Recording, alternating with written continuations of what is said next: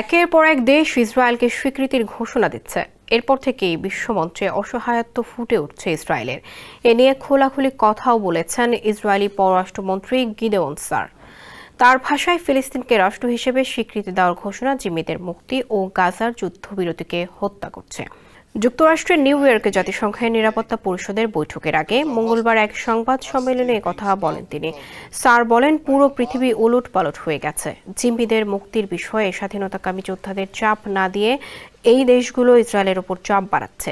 কিছুদিন আগে ফ্রান্স, যুক্তরাজ্য ও কানাডা জানায় তারা সামনের মাসগুলোতে ফিলিস্তিনকে স্বীকৃতি দেবে। নিজ নিজ দেশে ইসরায়েল বিরোধী আন্দোলন জোরদার ও গাজার পরিস্থিতি দেখে পশ্চিমা বিভিন্ন দেশ এখন ফিলিস্তিনের পক্ষে দাঁড়াচ্ছে।